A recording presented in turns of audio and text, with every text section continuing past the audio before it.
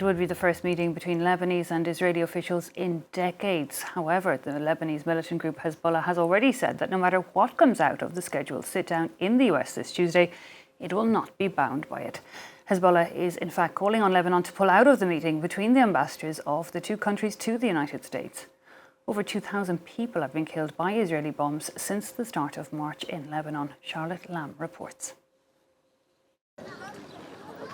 Like more than 1 million people in Lebanon, this family from the south of the country is displaced and living rough on the streets of the capital. Many here do not hold out hope for the talks planned Tuesday.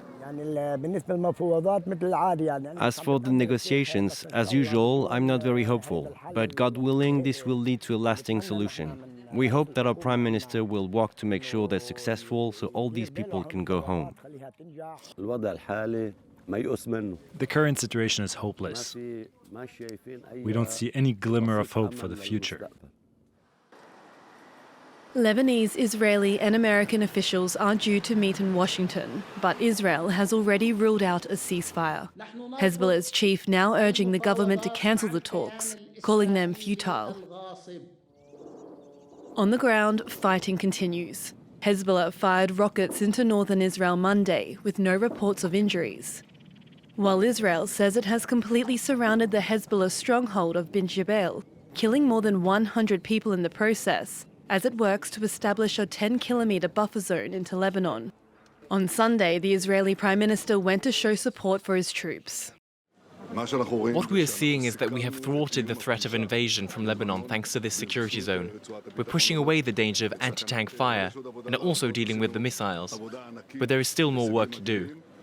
The Lebanese Prime Minister, on the other hand, is banking on dialogue.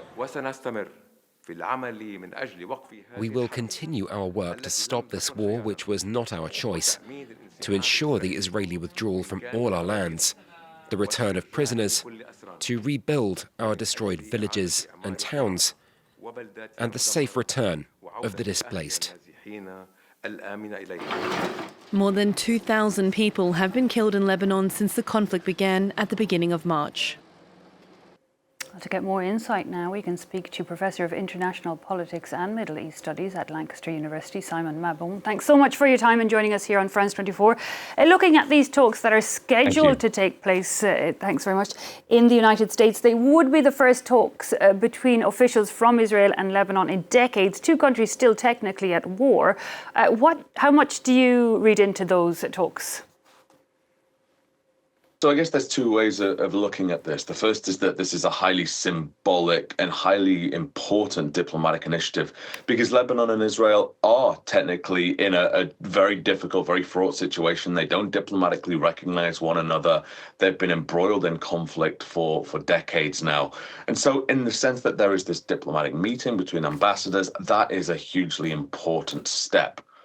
On the flip side, of course, it isn't enough. Because it's not the Lebanese state that Israel is at war with, it is Hezbollah. And Hezbollah is not the Lebanese state. It is party to the government, of course, but it is also an armed group recognized as a terrorist organization by many countries around the world. And so the idea of having talks between states when there is a conflict between one state and a terrorist organization / part of the Lebanese government seems to be a little bit more complicated than others are suggesting. Can you tell us a little bit more about Hezbollah? I mean, we're hearing from its leader that it's completely rejecting the talks, wants Lebanon to withdraw entirely from them. But tell us a bit more about the group, even its links with Iran, the political and religious ties it has in the region. So it was a group that was formed during the Lebanese Civil War from 1975 to 1990. It was formed with the support, ideological, political, economic, military support of Iran. And it is a group that has become a very, very close ally of the Islamic Republic in the years since, given that it was formed through direct Iranian support. Known in Arabic as the Party of God, it is a group that has articulated, in its words, armed resistance against Israel as part of its raison d'etre. It was formed and embarked on a real program of armed resistance, of committing terrorist attacks against Israeli citizens, against the Israeli state from the 1980s onwards. It was embroiled in Lebanon, it was embroiled in the civil war, but historically it has been fighting against Israel. And I think it's complicated in the sense that in recent decades it has turned into it's developed a political wing, and that political wing, representing the Shia of the south of Lebanon and other parts, has taken a good deal of electoral success, and it's become part of the Lebanese government, part of its power sharing apparatus. So it's a real complex hybrid organization that exerts a great deal of power within Lebanon, but also has a sense of autonomy so that it is able to embark on these acts of what it terms resistance and what the rest of the world terms terror against Israel. And we saw that post October 7 when it launched attacks on Israel in support of Hamas, and we saw it again post February 28th with the killing of Ali Khamenei and the onset of the war between Israel, the United States, and Iran.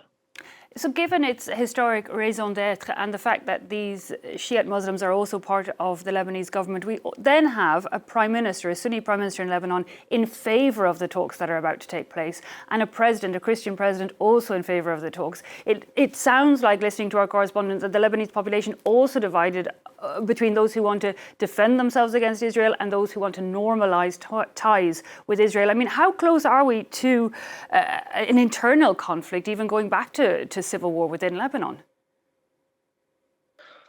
Well, I've not been to Lebanon in a couple of years in light of everything that's been happening. So I'm reluctant to predict that there will be civil strife.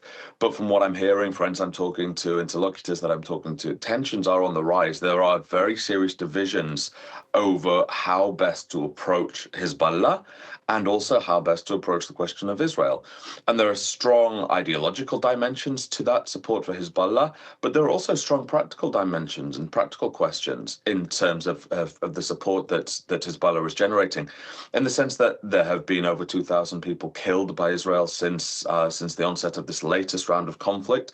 There were regular ceasefire violations during the previous ceasefire from the 2024, November 2024. And so there's a lot of anger at Israel, and there's a lot of anger directed from Lebanese citizens towards the government of Lebanon, who have been articulated as being inept and impotent in the face of Israeli aggression. We're seeing Israeli advances towards the Litani River. We've seen incursions towards the Litani River. And for many who are supporting Hezbollah, the Lebanese government hasn't done enough. But on the flip side, the Lebanese government is wanting to tone down tensions. It's wanting to cultivate a sense of peace. It's wanting to put an end to the killing, to the suffering. But whether it can do or not is all hinging on its capacity to disarm Hezbollah. And thus far, it has shown that it is not capable of doing that. Israel says, indeed, disarming Hezbollah, its main objective. Does it want to go further, though? What do you think its ultimate goal is with Lebanon? Well, there's a lot of different readings of this situation, a lot of different readings of Israeli policy, and that in part, I think, captures the breadth of opinion within Israeli politics. We've got some who are articulating more of a security reading of the situation, want to disarm Hezbollah, stop the rockets that are being launched into northern Israel. But then we've got others on the far right of Israeli politics and the settler movements who are saying, look, we want to establish a buffer zone, or we want to settle that buffer zone. And there have been pamphlets produced that have been urging settlers to go into what is Lebanon, what is another sovereign country, and then purchase land and settle it. So to sort of expand the borders of Israel into Lebanon. And that is a very, very different way of articulating Israeli policy. I should add, at present, it has not been articulated as state policy, but there are some who are articulating that is the desired outcome. And figuring out what the end goal is here is very, very tricky, given the divergent views, given the divergent voices that range from disarming Hezbollah, disarming the terrorist part of a political party, to then settling land in a different country. So there's a whole host of different views here. It's very difficult to ascertain what the end goal actually is. And even for those in Lebanon that do want to more normalise ties with Israel, I mean, what would their demands be going into all of those negotiations? So they would want a withdrawal from Israeli forces from Lebanese territory, from Lebanese sovereign territory. And that's something that the Prime Minister, Nawaf Salam, has been articulating. He's been trying to say, look, we need Lebanese sovereignty. And that includes creating a monopoly on the use of legitimate force, so disarming Hezbollah, but also being able to assert sovereignty over its borders. And I think that's the real big thing here, that Lebanon wants to achieve its, or re-achieve its status as a sovereign entity, not one that is being having to endure constant Israeli military incursions in the south and indeed airstrikes across the rest of the country. So I think it's relatively straightforward to articulate the demands, but then the practical realities of implementing the disarmament and then demonstrating to Israel that the disarmament has happened such that it feels comfortable in withdrawing at a time when it is seemingly, or at least according to its leaders, making good progress. That's another challenge. So I think it's a really difficult one here. And amidst all of this, of course, Hezbollah has said that it wants Lebanon to withdraw from the talks because it is currently at war with Israel. Indeed. Now, when we look at the wider region, if we can for a moment, I mean, Saudi Arabia was a long-term supporter, if you like, of the Lebanese authorities. But in these recent events, it seems very silent on everything that's going on. Would you have any idea why? Yeah, so Saudi's policy towards Lebanon has shifted quite significantly in the past few years. It was deeply anti-Hezbollah for a very long time, such that it also was involved in the resignation of senior Sunni leaders from the Lebanese government on the basis of not countering Hezbollah enough. But more recently, in part because of the détente with Iran, it has softened its stance. It has been increasingly quiet on Lebanon. But perhaps it's also a sense that Saudi has been backing out of the Levant a little bit. It's been trying to withdraw from the Lebanese arena. And I think that in light of that, that's perhaps one of the reasons why it's been very, very quiet. It's trying to balance a lot of different issues, a lot of different agendas here, including Syria, including the United States, including Iran, and to some extent also including Israel. And the Lebanese arena is a very, very complex one for Saudi right now. And I think that's perhaps one of the reasons why it's been so quiet. Simon Mabon of Lancaster University, thank you so much for bringing us your insight on the situation. Very much appreciated.